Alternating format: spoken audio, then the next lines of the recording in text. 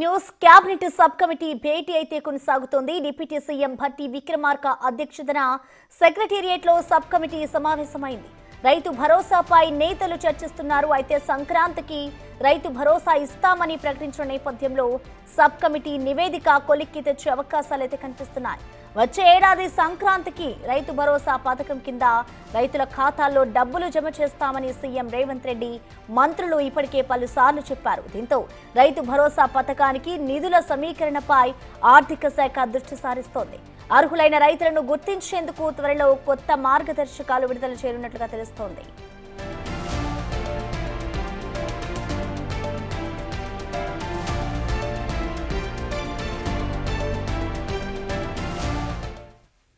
ఈ భేటీకి సంబంధించిన మరింత సమాచారాన్ని మా ప్రతినిధి హరికృష్ణ లైవ్ ద్వారా అందిస్తారు. హరికృష్ణ, భేటీ అయితే కొనసాగుతోంది. మరి భేటీకి సంబంధించి ప్రధానంగా ఏ అంశాల మీద చర్చిస్తున్నారు? ఇప్పటి వరకు ఉన్న అప్డేట్స్ ఏంటి హరికృష్ణ? రాష్ట్ర సచివాలయంలో రైతు భరోసాపై వేసిన సబ్ కమిటీ అయితే భేటీ కొనసాగుతుంది. ఈ యొక్క భేటీలో డిప్యూటీ సీఎం భట్టి విక్రమార్క అధ్యక్షతన సభ్యులు తుమ్మల నాగేశ్వరరావు, అదేవిధంగా పొంగిలేటి శ్రీనివాసరెడ్డి, అదేవిధంగా శ్రీధర్ బాబు అయితే ఈ భేటీలో పాల్గొన్నారు. ప్రధానంగా ఈ యొక్క సంక్రాంతికి రైతు భరోసా అమలు చేస్తామని చెప్పేసి ఇప్పటికే కాంగ్రెస్ సర్కార్ అధికారంలోకి వచ్చినప్పటి నుంచి కూడా రైతు భరోసాకు సంబంధించి విధి విధానాలు ఏ విధంగా ఉండాలని చెప్పేసి కూడా సబ్ కమిటీ వేయడం జరిగింది. ఈ మేరకు ఆ సబ్ కమిటీ కూడా వివిధ జిల్లాల్లో పర్యటించి రైతులు, రైతు సంఘాల నేతలు, అదేవిధంగా ఇతర వ్యవసాయానికి సంబంధించిన మేధావులు ఎవరైతే ఉంటారో వాళ్ళ దగ్గర నుంచి కూడా వారి అభిప్రాయాలు స్వీకరించి ఈ యొక్క నివేదిక అయితే తీసుకొని రానుంది. అయితే ఈ నివేదిక ప్రధానంగా రైతు భరోసాకు సంబంధించి ఏ విధంగా విధి విధానాలు ఏ విధంగా ఉండాలి అంటే గతంలో కాకుండా గతంలో రైతు బంధు పేరిన గత బీఆర్ఎస్ ప్రభుత్వం కొండలకు, గుట్టలకు, వ్యవసాయేతర భూములకు దాదాపుగా 20,000 కోట్ల రూపాయలు వెచ్చించిందని చెప్పేసి కూడా అసెంబ్లీలో తుమ్మల నాగేశ్వరరావు అయితే వ్యవసాయ శాఖ మంత్రి తుమ్మల నాగేశ్వరరావు చెప్పారు. అయితే ఆ విధంగా కాకుండా వ్యవసాయం ఎవరైతే చేస్తున్నారో, సాగులో ఎవరైతే ఉంటారో వారికి మాత్రమే ఈ యొక్క రైతు భరోసా ఇవ్వాలని చెప్పేసి కూడా కాంగ్రెస్ సర్కార్ భావిస్తున్నట్టుగా తెలుస్తుంది.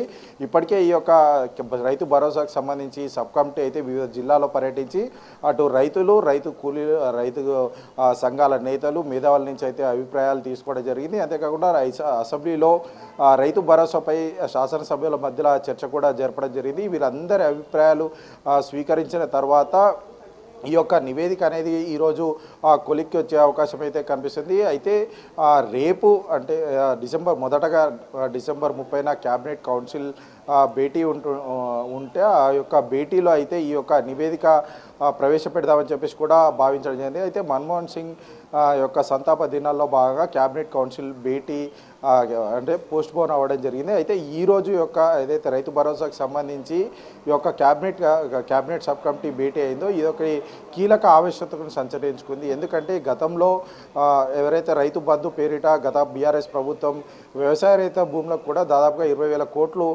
వెచ్చించిందని చెప్పేసి కూడా కాంగ్రెస్ ప్రభుత్వం చెప్తున్న నేపథ్యంలో ఈసారి మాత్రం ఖచ్చితంగా అటు వ్యవసాయం ఎవరైతే చేస్తున్నారో వారికి మాత్రమే ఈ రైతు భరోసా అందించాలని చెప్పేసి కూడా కాంగ్రెస్ ప్రభుత్వం భావిస్తుంది. అంతేకాకుండా అంటే గతంలో అంటే ఏదైతే రైతు సబ్ కమిటీ వివిధ జిల్లాలు రైతు సంఘాల నేతలతో అంటే పర్యటించిన నేపథ్యంలో వాళ్ళందరి దగ్గర నుంచి అభిప్రాయాలు తీసుకున్న క్రమంలో పెద్ద మొత్తంలో అంటే 7 ఎకరాల నుంచి 10 ఎకరాల వరకు కూడా సీలింగ్ విధానం ప్రవేశపెట్టాలని చెప్పేసి కూడా రైతులు వారి అభిప్రాయాలు అయితే చెప్పడం జరిగింది. ఈ యొక్క అంటే రైతుల దగ్గర నుంచి కూడా ఈ యొక్క అభిప్రాయాలు రైతు సంఘాల నేతలు, ఇతర మేధావుల దగ్గర నుంచి కూడా అభిప్రాయాలు పూర్తిగా సేకరించి ఈ యొక్క నివేదిక ఈరోజు భేటీతో అయితే కొలిక్కి వచ్చే అవకాశం అయితే కల్పిస్తుంది. ఈ భేటీ ఇంకా కొనసాగుతుంది.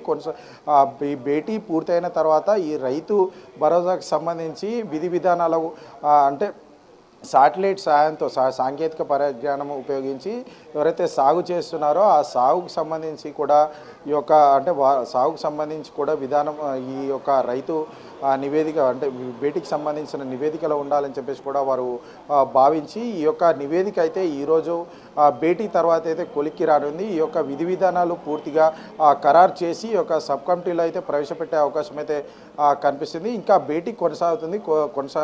భేటీ పూర్తయిన తర్వాత పూర్తి విషయాలు తెలిసే అవకాశం అయితే కనిపిస్తుంది. ప్రసన్న. థాంక్యూ హరికృష్ణ.